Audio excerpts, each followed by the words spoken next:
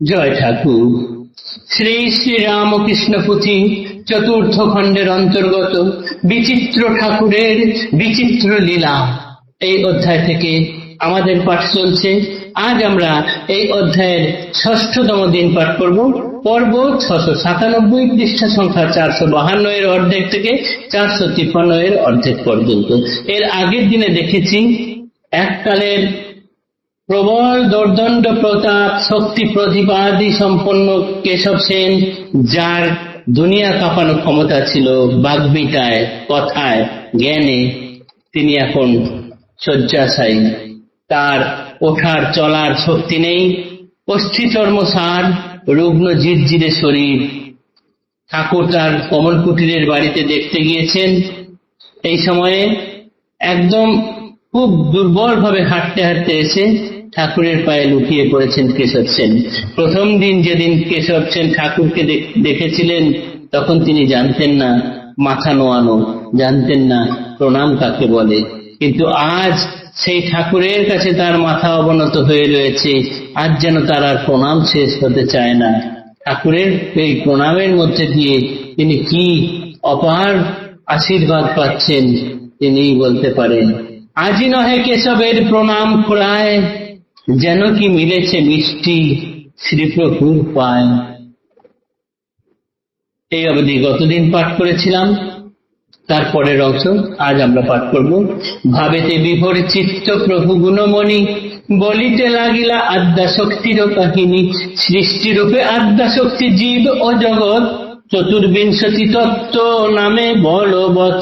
একমাত্র বস্তু ব্রহ্ম, দুই ভাবে গতি, কখনো পুরুষ ভাবে কখনো প্রকৃতি। বিশেষ ভাঙিয়া তত্ত্ব পুনকন পিছে, থাকিলে পুরুষ জ্ঞান মেয়ে জ্ঞান আছে। নির্গুণে পুরুষ আখ্যা পিতা নামে যিনি, সগুণে সৃষ্টিতে কেহ জগৎ জননী। মায়ের ধর্ম কর্ম লিপ্ত অনুক্ষণ, প্রসবাদি সযতনে লালন পালন। ধর্ম অর্থ কাম মোক্ষ যে বা যাহা চায়, মুক্ত হস্তে বিতরণ করে সর্বদায়। জগমা নিজের মাতা, নহে অন্য পর, মায়েতে সকল কর্ম ছেলেরও নির্ভর। মাতৃভাবে আত্মীয়তা অম্বিকারে শোনে, শেষ শিক্ষা দেন প্রভু কেশব সজ্জনে। এ সময়ে বুঝেছেন সর্বজ্ঞ গোসাই, কেশবের দেহ রোগে রক্ষা পাবে নাই।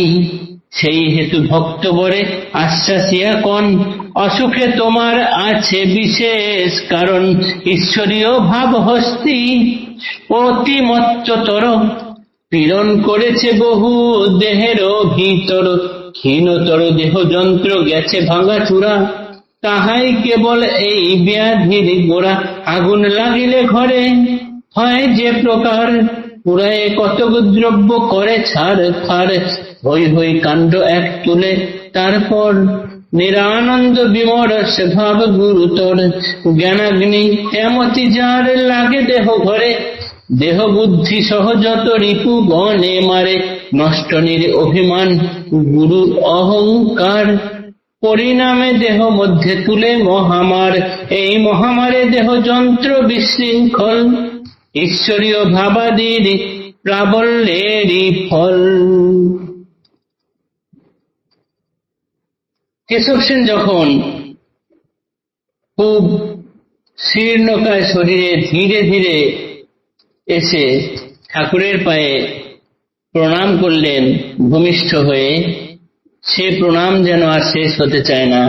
তাকে দেখা মাত্র ঠাকুর ভাবস্থ হয়ে গিয়েছিলেন। তার বাহ্য জ্ঞান ছিল না। এইবার তার আস্তে আস্তে বাহ্য জ্ঞান আসছে, ভাব কিন্তু বজায় আছে। সেই ভাবেতে বিভোর ঠাকুর আস্তে আস্তে বলতে লাগলেন আদ্যাশক্তির কাহিনী। সৃষ্টিরূপে আদ্যাশক্তি জীব ও জগৎ, এই দুই নিয়েই চলছে। সেই সঙ্গে চতুর্বিংশতি তত্ত্ব আছে। একমাত্র বস্তু ব্রহ্ম, দুই ভাবে গতি, কখনো পুরুষ ভাব কখনো প্রকৃতি। কেননা কেশব সেনরা জানতেন এইটাই, যে ব্রহ্মসত্য জগৎ মিথ্যা। নিরাকারবাদী তারা ব্রহ্মই মানে না, আর কোনো কিছু মানে না।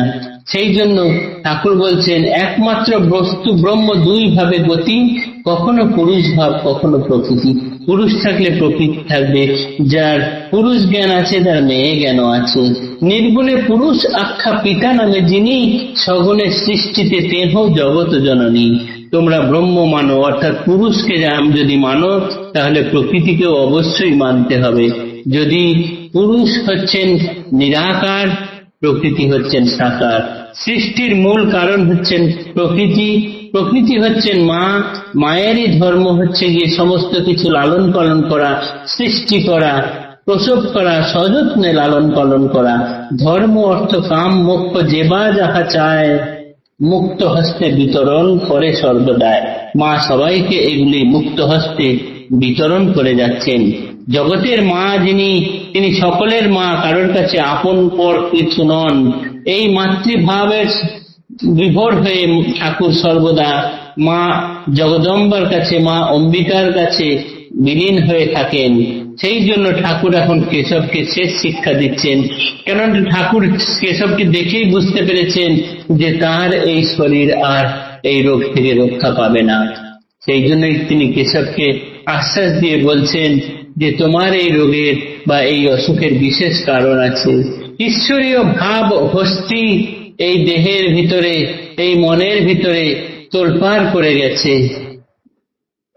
ক্ষীণতর দেহ যন্ত্র গেছে ভাঙাচোরা, তাহাই কেবল এই ব্যাধির গোড়া। ভেতরে কি হয়েছে না, জ্ঞানাগ্নি জ্বলে সমস্ত কিছু পুড়ে ছারখার হয়ে গিয়েছে, যার ফলে তোমার এই নষ্টশীল অভিমান গুরু অহংকার পরিণামে দেহ মধ্যে তুলে মহামার। এই যে গুরু নামের যে অহংকার, সেই সমস্ত কিছু সব নষ্ট হয়ে গিয়েছে, গিয়ে তোমার মনের মধ্যে যে একটা তোলপাড় তুলেছে, তার জন্য এই দেহের যন্ত্রগুলির সব বিশৃঙ্খল অবস্থার সৃষ্টি করেছে। এটা আর কিছুই নয়, এটা ঈশ্বরীয় ভাবাদির প্রাবল্যের ফল। যার শরীরে মনে ঈশ্বরীয় ভাবাদির প্রাবল্য আসে তার এমনই হয়। এইটাই ঠাকুর তাকে বলে একটু আশ্বাস দিলেন, কিন্তু ঠাকুর জানতেন যে তার এই শরীর আর থাকবে না। এরপরে কি হলো সেটি আমরা আগামী পাঠের মধ্যে জানতে পারবো। ঠাকুর পরিষ্কার বলে দিয়েছিলেন কেশবের পরের কথাগুলি। আজকের পাঠ এতটুকুই থাকলো। জয় ঠাকুর, নমস্কার।